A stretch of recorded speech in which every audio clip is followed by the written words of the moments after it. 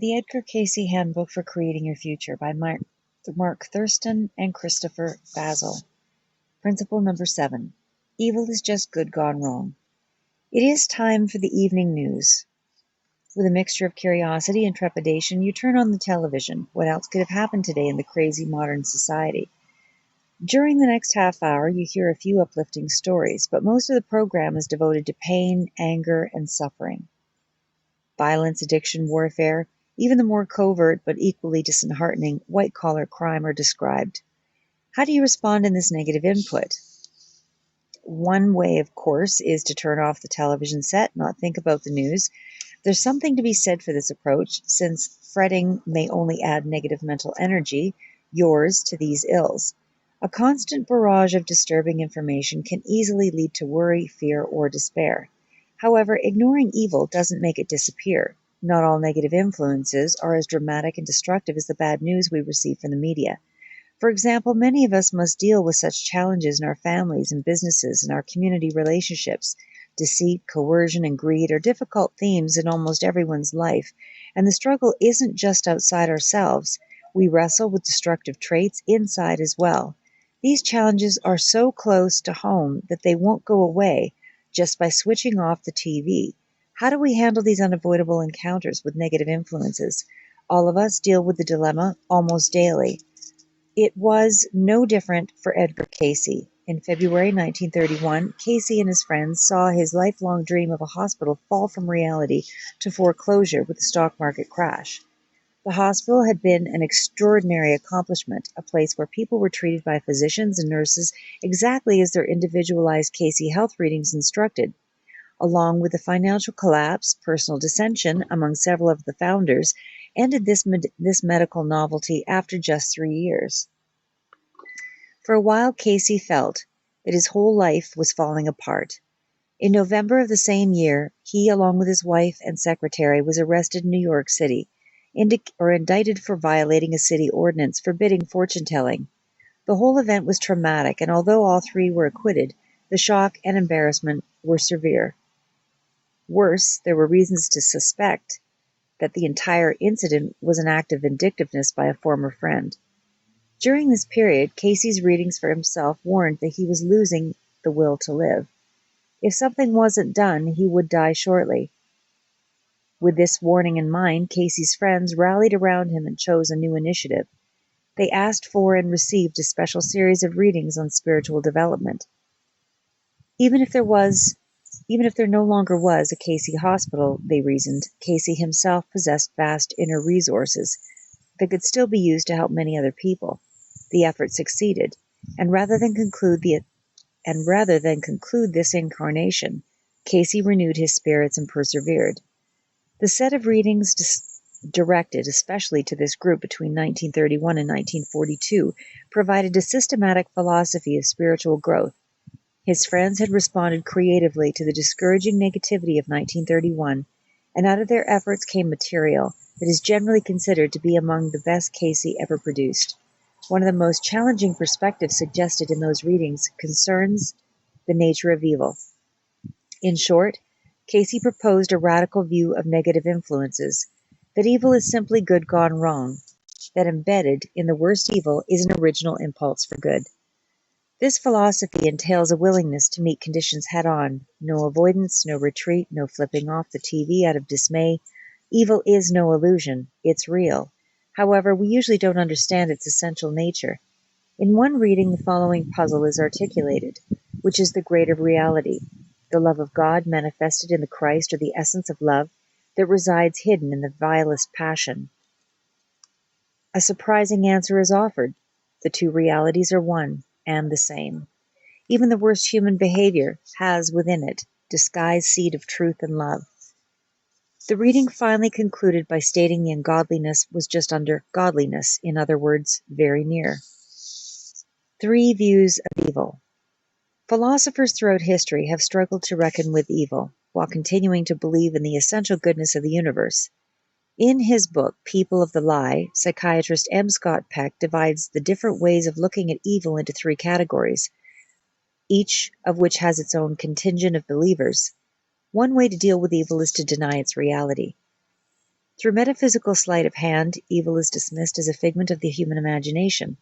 This view contends that evil is just an illusion, part of a bigger mistake that humans usually make when they believe in duality, separation from God and humanity.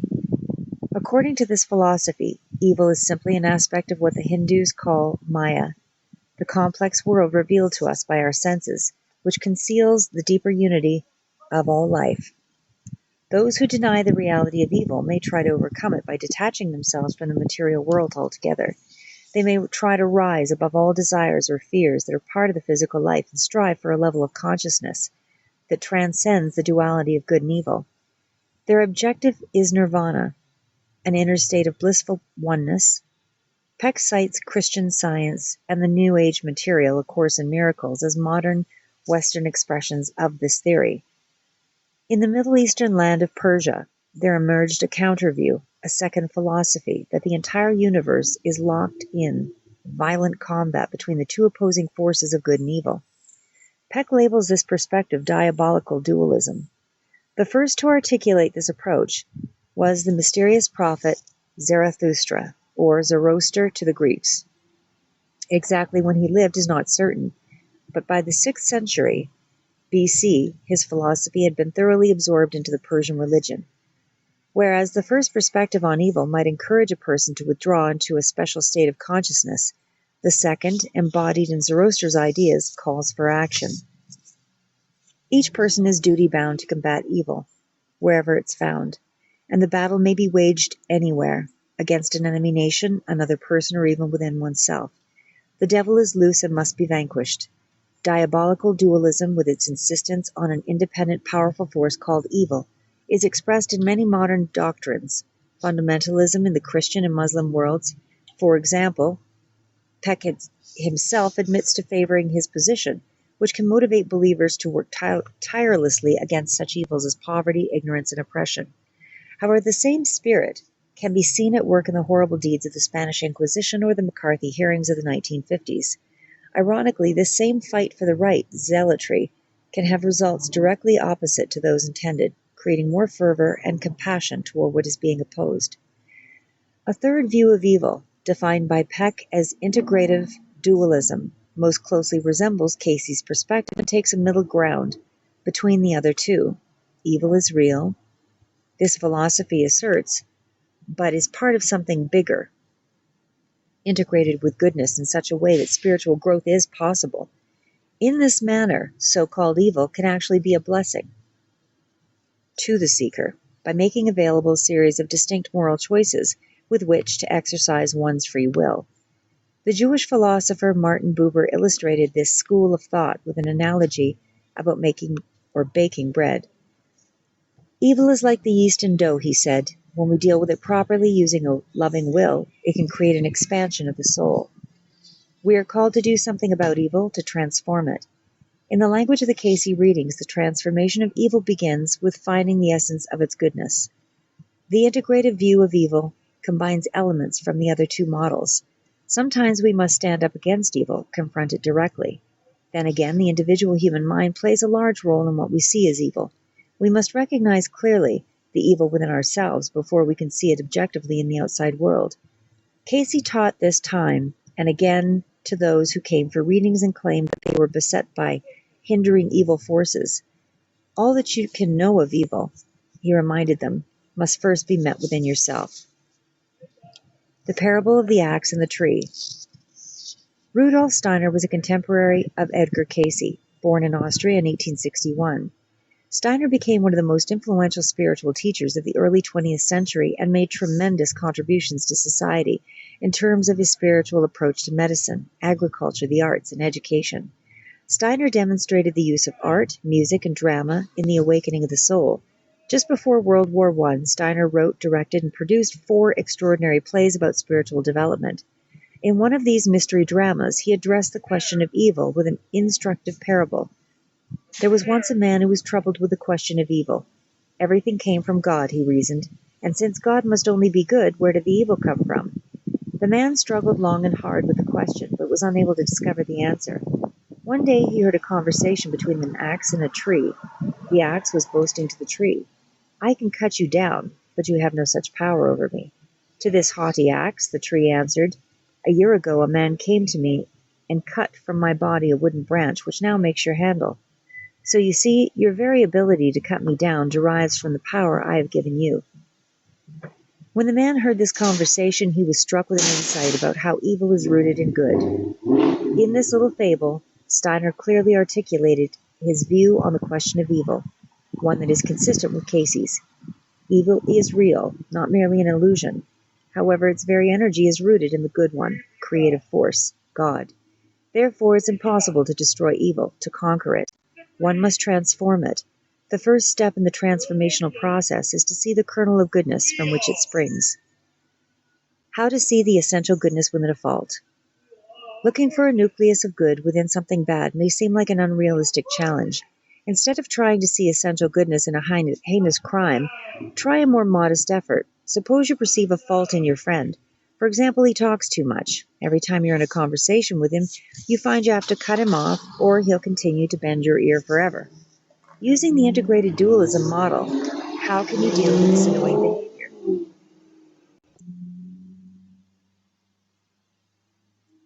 First, acknowledge to yourself how you feel. Be honest. You consider his habitual behavior to be bad. Honesty is important, particularly when first trying to meet evil within ourselves. In fact, Peck describes deception as a fundamental quality of evil. Evil is essentially dishonest, the force behind lying. Next, look deeper. Look for the original impulse that is good, even though that impulse has been twisted into a fault. You may need to practice this step for a while before you are successful.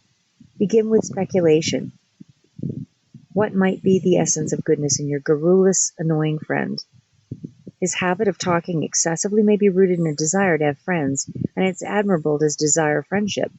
Maybe he erroneously believes that talking demonstrates his friendliness, that the more he talks, the more he will be liked. Perhaps something deep within him knows that communication and dialogue are valuable. That seed of truth may not have been immediately obvious to you when his non-stop talking was such an irritation. Or maybe he genuinely wants to help other people by sharing his knowledge and experience. The compulsive chatter masks an authentic desire to give. The third step in the process is to try to understand how this initial impulse for good is being twisted into a fault. From our example, perhaps the excessive talking behavior is being exaggerated by fear. Maybe your friend fears being unpopular, so he tries too hard to make a conversation. Or maybe an essential truth is being expressed in an outer way exclusively, missing the inner application. For example, in his concern for communication and dialogue, your friend may have forgotten the need for inner dialogue with the spirit. His overly talkative nature is thus an imbalanced expression of an essential truth. So what do you do once you've acknowledged the fault, seen its essential goodness, and come to understand how it's getting distorted? First, allow this insight to alter your attitude toward your friend. Once you think differently about this person, surprising changes may happen in you and in him. You may find his conversations less annoying because you are sympathetic and understanding him better. Your new attitudes toward him, when you're together and apart, may trigger a change in his behavior. Seeing the essential goodness in your own fault. As Cayce and the other proponents of integrated dualism suggest, the question of evil eventually comes around to this principle. To overcome evil in the world, we must first transform its portion in ourselves. None of us can say with honest conviction, "I have no faults." Although we may be painfully aware of our shortcomings, we often don't have any idea what to do about them. When contemplating our own destructive qualities, most of us usually get stuck in guilt, a paralyzing emotion. Guilt puts you at war with yourself. When one part of you fails to live up to a standard you hold, another part puts an imaginary finger of condemnation. This internal warfare can create psychological and even physical ill health. How can you deal with such shortcomings in a responsible and compassionate way? Remember that the law of essential goodness applies to you as well. Bad is simply good gone wrong. Each of your faults is the byproduct of some essential truth or seed of goodness that has gotten distorted, overdone, or twisted in a selfish way. Each is redeemable if you don't let self-condemnation and guilt keep you from reclaiming that essential goodness. However, this is not a clever rationalization to let you off the hook. Faults are faults, and you'll need to do something about them. But there's hope. The negative qualities in you contain something that can be transformed, something that can express itself in a beautiful, constructive way.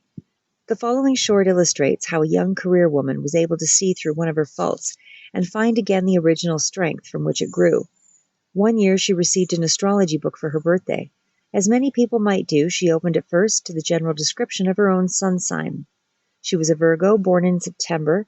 Eagerly she read what sort of personality the stars indicated she had.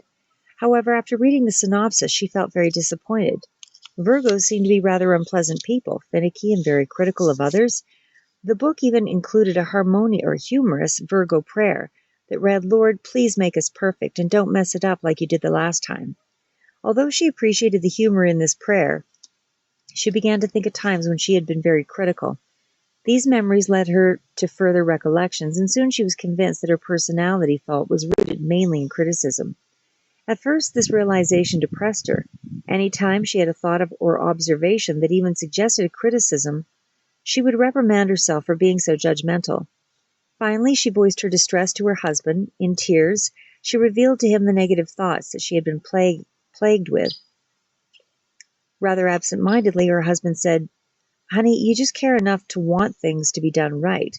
There's nothing wrong with that." These casual words helped the woman to get a new perspective on her dilemma. She realized that there was an essential goodness in her tendency toward judgmental criticism. Of course, the character trait still needed some work. Nevertheless, she now saw a possibility to unlock a wonderful character strength so that it could express itself clearly and without distortion. With this hopeful feeling, she again reviewed moments from her past when she remembered being critical. Sure enough, some of the memories did seem to center on a desire to make conditions better. However, she realized that on other occasions, her initial impulse was distorted by insecurity or unresolved feelings toward a person. Next, she tried to observe herself in the very act of being critical. Sometimes she noticed she would use her discriminating mind to seize control of a situation or reinforce a negative attitude about someone. At other times, however, she realized that in being critical, she was simply striving for quality control. Eventually, this woman came to realize that her innate sense of discrimination was a strength, not a weakness. Recognizing the essential goodness in this trait helped her to feel better about herself. At the same time, she learned to catch any impulses and to use her gift for negative or selfish purposes. She had learned a spiritual truth. Embedded in any fault is a seed of goodness. In the months that followed, she was able more frequently to express her desire to make things better in ways that weren't misshaped by other emotions. Although the changes came slowly, she steadily transformed a trait that had previously appeared to be unredeemable as a fault. By finding the essential goodness in the trait, she gained hope as well as a strategy for personal growth. A more harmonious future stands before her now. From direct experience, she learned this principle that is at the heart of Casey's philosophy of good and evil. What appears to be evil is just under good, a seed of truth that's waiting to show its real essence.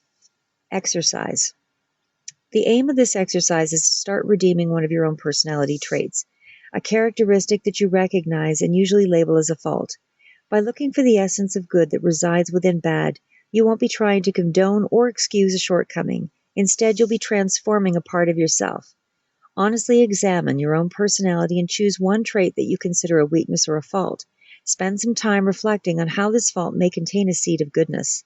Then speculate on how you may be distorting this originally good impulse so that it manifests itself as a weakness. Are you overdoing, misusing, or selfishly expressing it? Or is this essential strength being distorted by fear or self-doubt? Carefully observe your own actions. Notice when you use this trait positively and when you use it negatively. There may already be times when the basic strength comes through clearly without getting twisted. Finally, make a special effort to keep this original impulse pure and positive. When you catch yourself expressing the urge negatively, stop and change the pattern. End of chapter. Next video, part 2, New Ways of Looking at Your Life, which includes the principle 8. Personal alchemy, sometimes a weakness, can become a strength.